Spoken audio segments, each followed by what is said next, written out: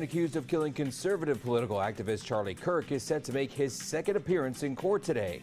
A preview of what officials expect to come of today's hearing. The Department of Transportation announcing plans to strengthen requirements for non-citizens trying to acquire commercial driver's licenses. We have a government system designed to keep American families on the road safe, but that system has been compromised. A look at the changes they are now working to implement and how Governor Gavin Newsom is responding after DOT Secretary Sean Duffy called out the state of California. And the Commander-in-Chief will meet with top congressional leaders from both parties today. How soon the nation's capital is expected to shut down if both sides can reach a compromise on a funding bill. You're watching Fox 26, and now, great day.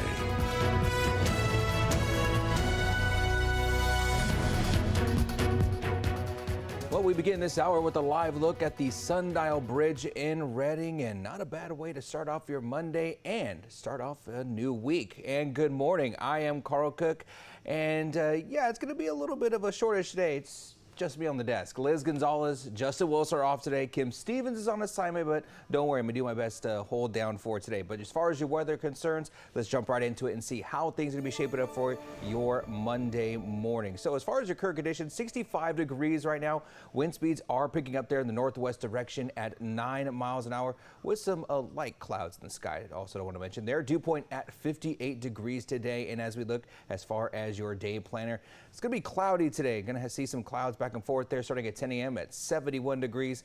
Around noontime, we'll be at 75. But look at that.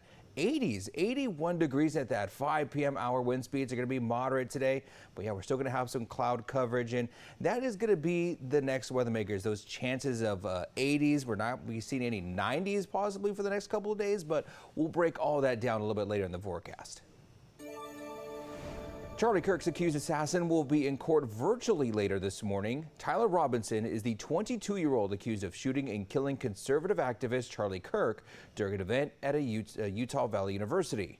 Robinson already appeared in court once for his initial hearing. He faces 7 charges, including aggravated murder.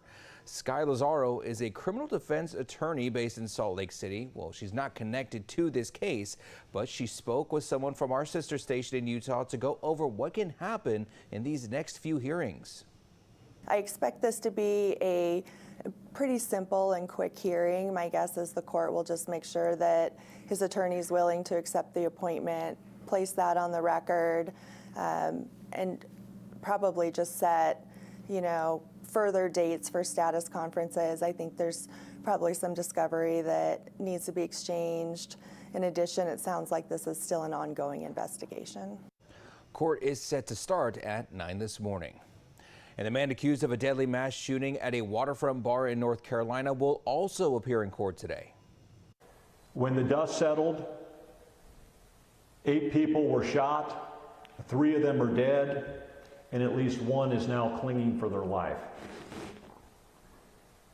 I want to tell you that the group of people that stand behind me now awoke this morning with a firm resolve to seek maximum justice in this case.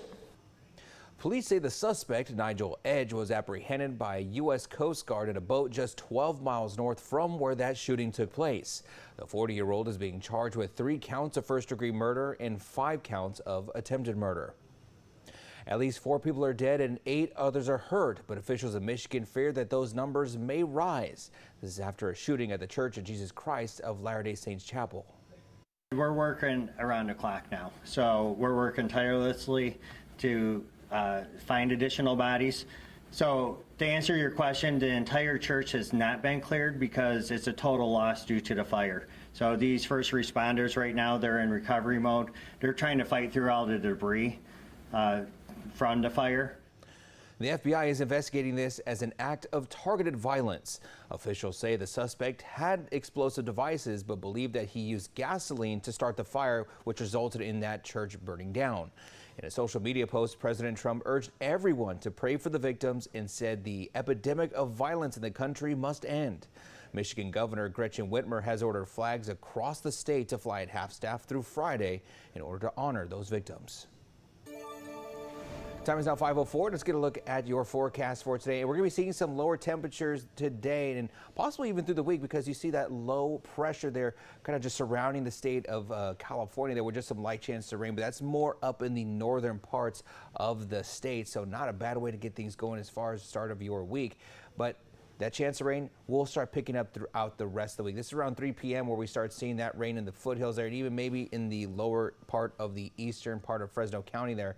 And as we get through the day, you start to see that heavier chance of rain later on today. This is around 8 p.m. So if you have any plans as far as later on today, a jacket and an umbrella may be recommended, as those chances of rain start to pick up and even come down pretty heavy. And you see another system there kind of next to the Bay Area and also the Central Coast there start to move in a little bit. But things start lightening up a little bit around 12:30 a.m. Tuesday morning, so it won't be as heavy, but it starts to dissipate a little bit there around 5 a.m. Tuesday, and then starts to clear out. So it mainly impacts that other system, impacts the coast there, and you see it there lighting up this around 1:30, and then things start to just move on to the side. So just a quick system as far as today, but things should clear up as far as tomorrow. Maybe some lighter chances of rain throughout the day, mainly specifically in the eastern part of Fresno County. And as far as your relative humidity today, 77% today for that humidity. We also got that chance of possible thunder today as well. Lowest being at 50%, tonight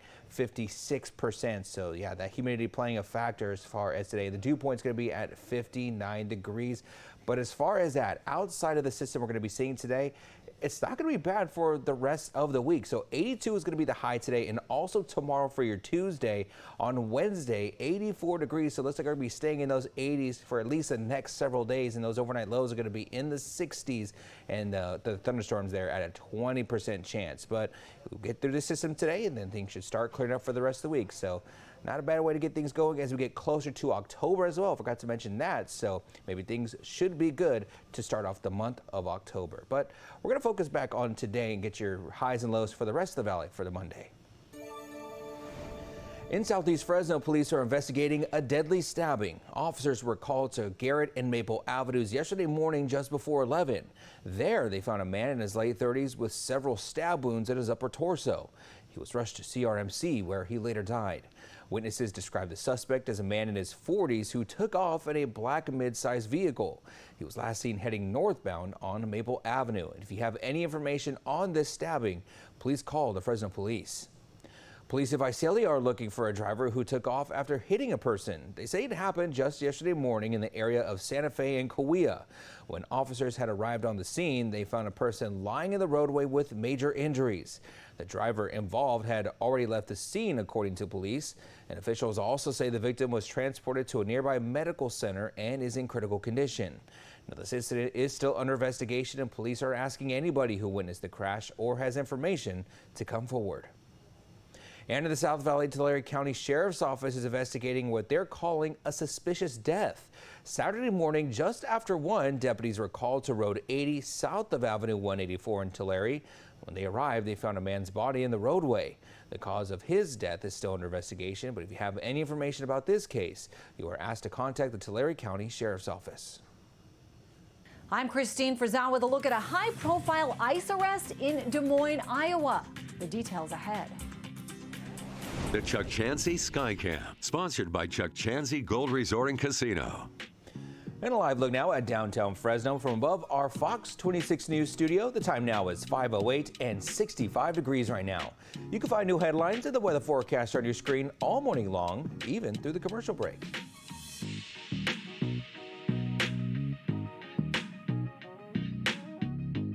Hi, I'm Monty Torres with Fox 26 News on YouTube. Thank you for checking out our YouTube channel, where we have loads of great content for you to choose from. And while you're here, why not click on the subscribe button right here? That way you can stay in touch with all the latest breaking news, everything news related within the Central Valley. And thank you for watching.